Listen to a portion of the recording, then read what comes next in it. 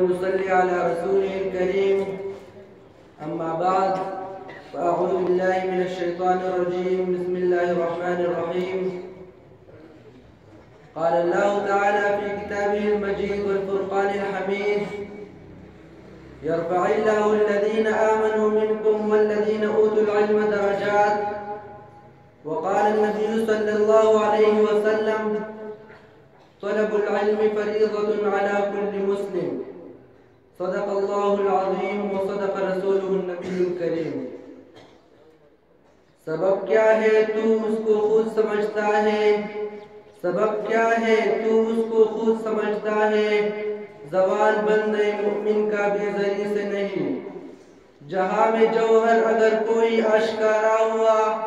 جہاں میں جوہر اگر کوئی آشکارا ہوا قلندری سے ہوا ہے توانگری سے نہیں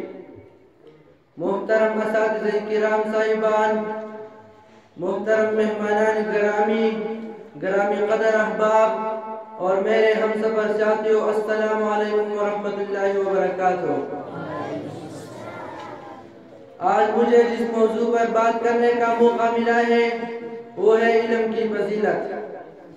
سامعین محترم انسان زمین پر اللہ تعالیٰ کا خلیفہ اور نائب ہے اسے علم ہی کی وجہ سے باقی مخلوقات پر یہ فضیلت حاصل ہے کیونکہ علم ہی کی وجہ سے فرشتوں کو حکم دیا گیا کہ وہ آدم علیہ السلام کو سجدہ کرے اس سے واضح ہوا کہ علم انسان کے لیے عظمت کی بنیاد ہے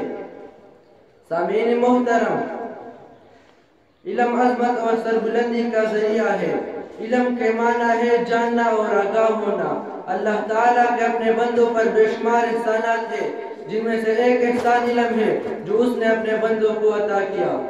رسول پاک صلی اللہ علیہ وآلہ وسلم پر جو پہلی وحی نازل ہوئی اس میں ارشاد ہے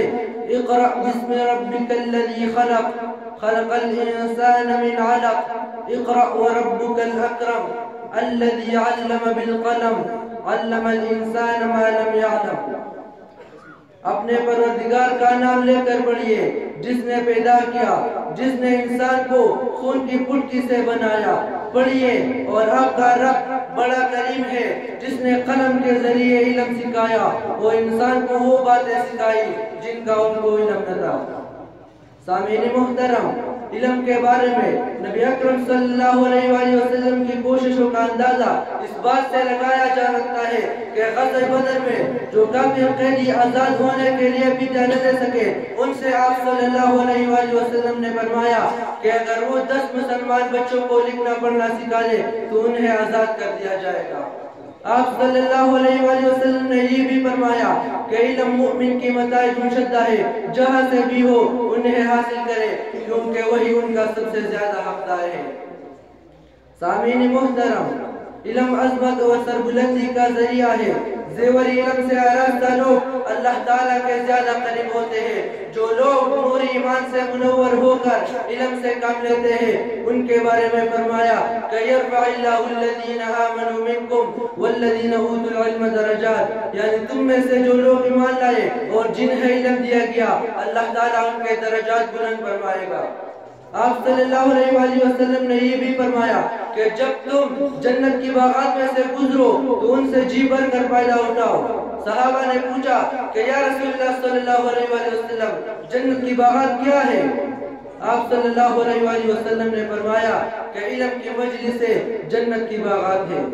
سامعین محترم علم حاصل کرو اللہ تعالیٰ کے لیے علم حاصل کرنا نیکی ہے علم کی طلب عبادت ہے علم سکھاؤ تو صدقہ ہے اس میں مصروف رہنا اور بحث و مباحثہ کرنا جہاد ہے علم تنہائی کا ساتھی فراغ اور تنگ دستی میں رہنما غمخوار دوست اور بہترین ہم نشین ہے اللہ تعالیٰ علم ہی کے ذریعے قوموں کو سر بلند عطا فرماتا ہے لوگ علماء کے نقش قدم پر چلتے ہیں دنیا کی ہر چیز ان کے لیے دعائیں مغفرت کرتی ہے علم کے ذریعے انسان فرشتوں کے اعلیٰ درجات تک جا پہنچتا ہے علم میں غور کرنا روزے کے برابر ہے علم ایک پیشرو اور رہبر ہے اور عمل اس کے تابع ہے خوش قسمت ہے وہ لوگ جو علم حاصل کرتے ہیں اور بدقسمت ہے وہ لوگ جو اس سعادت سے محروم رہتے ہیں